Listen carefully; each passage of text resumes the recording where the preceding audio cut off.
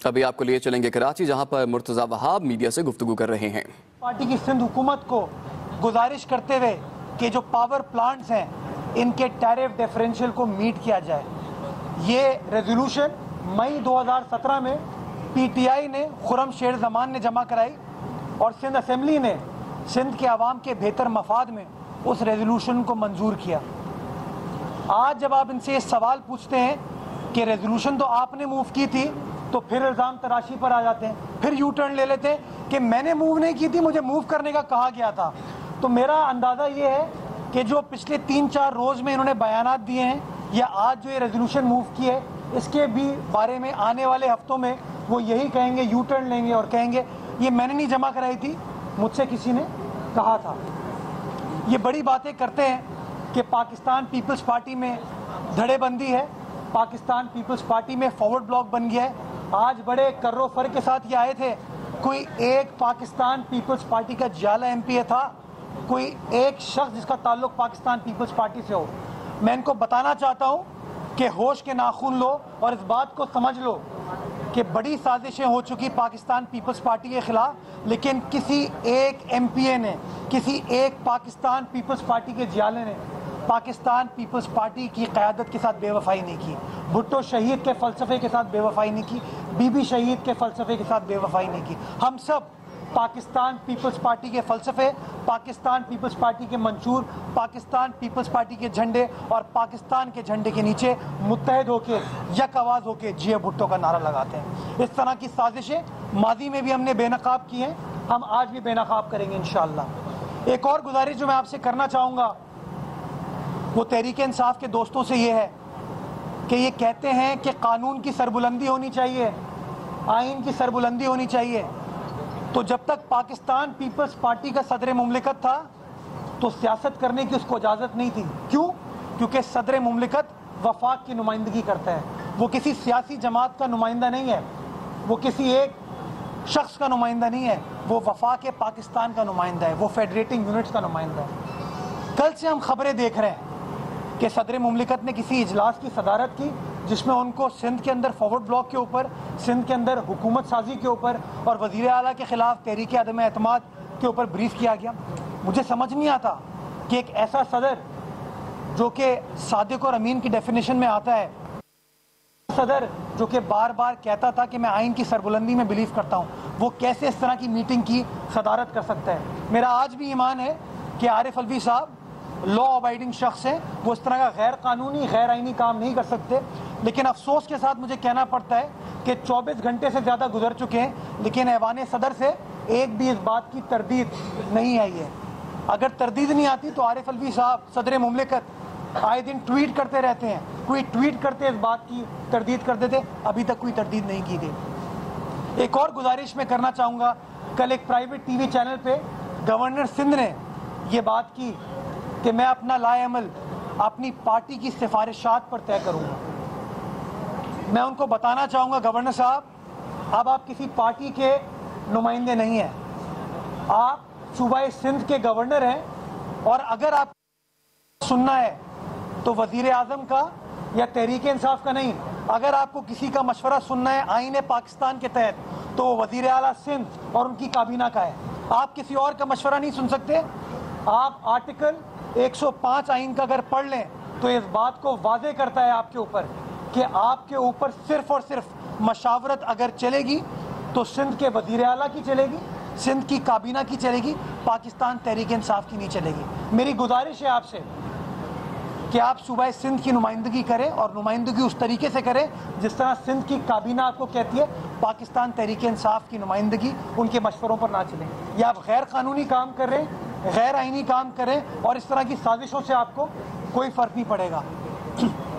हमारे एमपीएस की आप बात करते हैं, मैं कहता हूँ हमारे एमपीएस को छोड़े, हमारे 99 एमपीएस इंटैक्ट हैं, हमारे साथ खड़े हुए हैं। जो अपने 30 एमपीएस हैं और वफाक में जो आपके एमएनएज हैं उनकी फ़िक्र करें, कहीं वो इधर उधर हो गए तो आपकी सिचुएशन और ख़राब हो सकती है और आपकी परेशानियों में इजाफा हो सकता है। जेआईटी के बारे में भी और ईसीएल के बारे में भी बड़ी बड़ी बातें इन लोगों ने की। जब ईसीएल में नाम आया 27 दिसंबर को, बीबी की शहादत के रोज़, बीबी की बरसी के रोज़, जिस रोज़ पाकिस्तान पीपल्स पार्टी की क़यादत गम की कैफियत में होती है, एक ताज़ियत का दिन है, इनको इतना लिहाज नहीं था कि उस रोज़ बीबी की फैमिली को बख्श देते, उस रोज़ बीबी की फैमिली के ख़िलाफ़ कोई साजिश नहीं करते। लेकिन उस रोज़ भी उन्होंने साजिश की। और आज आपने देख लिया जब कोर्ट के अंदर ECL के ऊपर बात की गई तो क्या रिमार्क्स आए। मैं गुजारिश ये करना चाहूँगा कि हम बार बार कहते हैं कि JIT कोई सहीफ़ा आसमानी नहीं है, एक दस्तावेज़ है। उस दस्तावेज़ को आप पढ़ लें, जब कभी भी वो मामला कोर्ट के अंदर जाएगा हम उस दस्तावेज़ के ख़िलाफ़ तमाम शवाहिद पेश करेंगे, तमाम अपनी डिफेंसेस पेश करेंगे और हमें अल्लाह ताला की ज़ात से और पाकिस्तान की अदलिया से भरपूर भरोसा है कि इंशाअल्लाह आखिर में जीत सिर्फ इंसाफ की होगी और नेक लोगों की होगी, जो कि पाकिस्तान पीपल्स पार्टी की। जमीन साहब ये बताएं कि ये जो JIT वाला मामला भी चल रहा है, फिर आपकी सरकार PTI तो ऐसे कह रही जैसे सरकार आज ही गई, यानी साल 2000 नई सरकार आने वाली। मेरे चेहरे पे जो दुख है आप देख सकते हैं। इस तरह की आपकी सरकार जा रही है, मगर ये कि आपकी सरकार आदमी कानूनी तरीके से जाएगी। ऐसे तो ये कोई बनिए की दुकान नहीं है कि उससे कोई सौदा खरीदा और दुकान बंद हो या हड़ताल का ऐलान हो जाए, मगर कानूनी तरीके से जाएगी। आप ये बताएं कि PTI को ये किसने बताया कि आपके कितने मेंबरान उनके साथ हैं, और आपको किसने बताया कि उनके कितने मेंबरान आपके साथ हैं? अच्छा, जहाँ तक उनके मेंबरान हैं किसी को बताने की ज़रूरत नहीं है, मुलाकात करते रहते हैं, गपशप उनके साथ होती है, आते हैं हमारे पास। लेकिन ये बात मैं वाज़ेह कर दूँ कि पीपल्स पार्टी आइन में बिलीव करती है, जमहूरियत में बिलीव करती है, हॉर्स ट्रेडिंग में हम बिलीव नहीं करते, हमने इन चीज़ों को एंटरटेन नहीं किया। तो मैं समझता हूँ कि ये बड़ा गैर जमहूरी एक तर्ज़ अमल है जिसको किसी को भी एंटरटेन नहीं करना चाहिए। लेकिन ज़्यादा दुख मुझे पाकिस्तान तहरीक इंसाफ से इसलिए होता है कि हम तो बुरे थे, ये लोग तो बड़े नेक लोग थे, बड़े फरिश्ते थे, आइन की सरबुलंदी की बात करते थे। ये कैसे कह सकते हैं कि हमारे लोग इनसे राब्ते में, और कैसे इन गुजारिशात को वो एंटरटेन कर सकते हैं। मैं समझता हूँ पाकिस्तान आइन के हिसाब से चल रहा है और आइन पाकिस्तान बड़े वाज़ेह बुनियादों पर कहता है कि 25 जुलाई को सिंध की बाशऊर आवाम ने बहादुरी से ज़ीरकमंदाना एक फ़ैसला किया, और फैसला था कि मैं पाकिस्तान पीपल्स पार्टी के साथ खड़ा हूँ। तहरीक इंसाफ को ने भरपूर मेजॉरिटी के साथ रिजेक्ट किया और पाकिस्तान पीपल्स पार्टी को कामयाब किया, वो हुकूमत नहीं बना पाए। मैं समझता हूँ उनको इंतज़ार करना चाहिए 5 साल बाद का जब इलेक्शन होंगे और वो अपनी परफॉर्मेंस के बेसिस के ऊपर शायद कुछ कर पाएँ। जो अभी 5 महीने में इनकी परफॉर्मेंस है, मैं समझता हूँ कि उनकी अपनी जो सीटें अगर वो भी अगर रिटेन कर गए तो आपको पता चलेगा। आपने बाई इलेक्शन जो अभी लोकल गवर्नमेंट के हुए थे, आपने देखा कि किस तरीके से कराची शहर से कराची की आवाम ने उनको रिजेक्ट किया। जैसे आपने कहा कि जैसे सब्सिडियस मामला है जो तहरीक इंसाफ की जानिब से रिक्वेजिशन जमा करवाई गई है, पहले तो बताइएगा कि सब्सिडियस मामले में इंटरफेरेंस करना भी क्राइम होता है, क्या आप डिक्लेयर करेंगे एज पर सुप्रीम कोर्ट बेस पर एक्शन ले? नंबर 2 कि क्या आप इस पर बहस की इजाज़त देंगे? देखिए, ये फैसला तो स्पीकर सूबाई असम्बली का इस्तेहकाक है। आगा सिराज दुरानी साहब के सामने जब ये करारदाद प्रेजेंट की जाएगी तो उसके बाद वो फैसला करेंगे सिंध असम्बली के रूल्स की रोशनी में।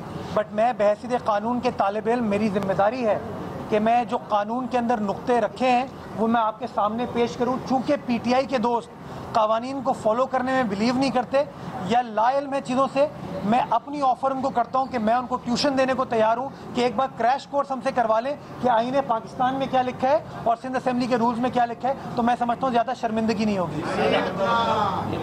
एक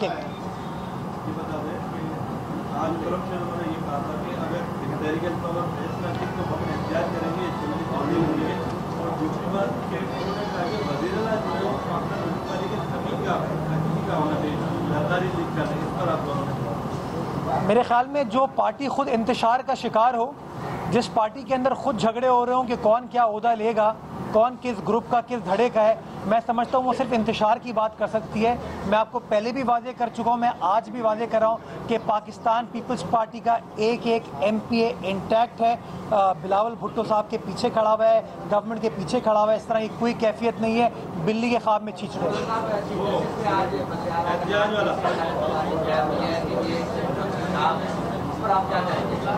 देखिए, मैं समझता हूँ कि ये मामला चूँकि सब जुडिस है, इसके ऊपर बात जितनी कम की जाए उतना ही अच्छा होगा। लेकिन मैं ये बात वादे करूं कि हमारा भरपूर एतमाद है पाकिस्तान की अदलिया पे, पाकिस्तान के इदारों पे। हम उम्मीद करेंगे कि इंशाल्लाह जब कभी भी ये मामला कोर्ट में रेफर किया जाएगा तो जो इंसाफ के तकाज़े उनको पूरा किया जाएगा और हमें अपना डिफेंस पेश करने की पूरी मौका दिया जाएगा। बारी बारी जी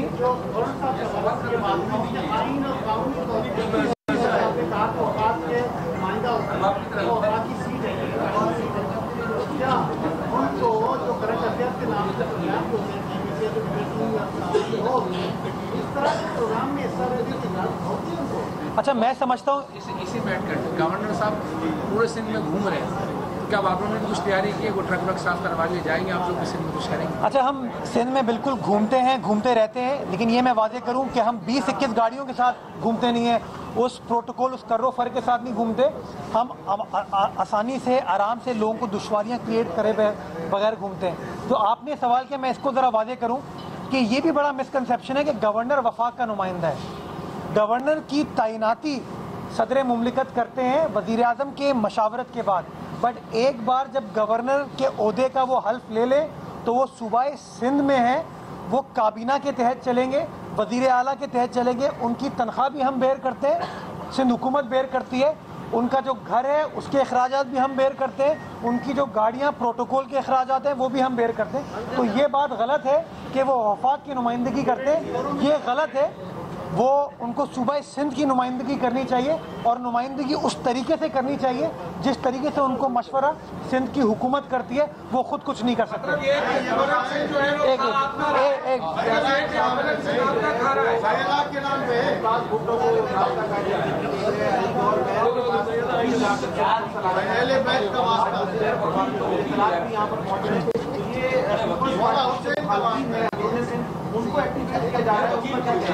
अच्छा, ये कोशिश है तो मेरे ख्याल में 25 जुलाई से पहले भी करने की कोशिश की थी।